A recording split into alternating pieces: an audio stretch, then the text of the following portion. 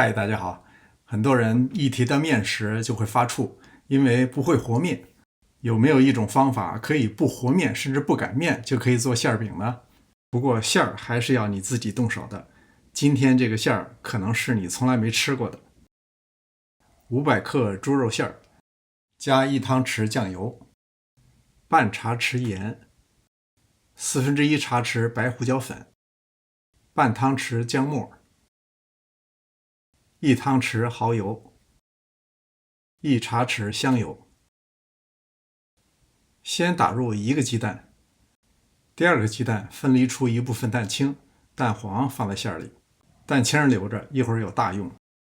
把肉馅拌成比较松软的糜状，如果太干，可以适当加一些水或者是油。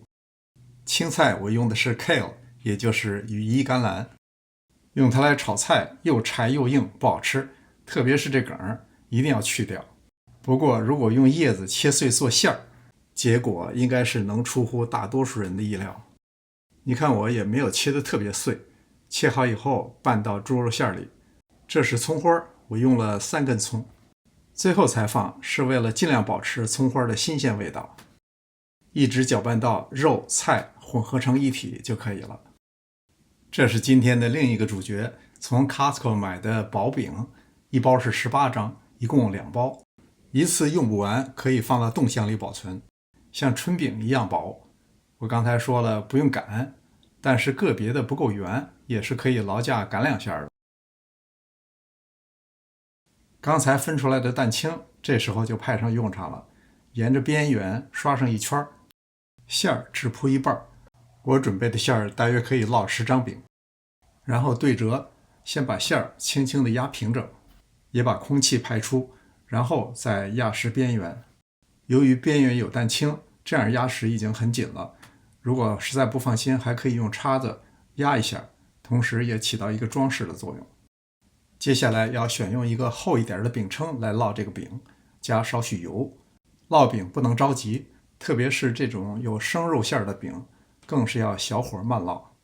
烙的过程中要盖上盖儿，烙3分钟左右，你可以看一看底部的状态，防止火力太大烙糊了。先烙的一面因为油多，所以特别滋润好看。翻面烙如果不加油就会有点干，所以还要适当加一点油。继续盖上盖儿，连烙带焖，最好是用这种玻璃盖儿。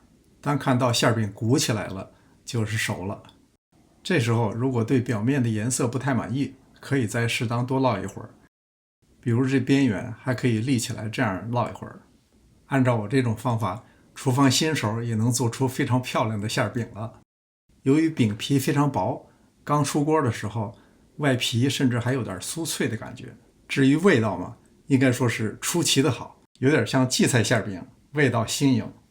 希望看到您的留言，临走前别忘了点赞订阅。这里是上师厨房，我们下次再见。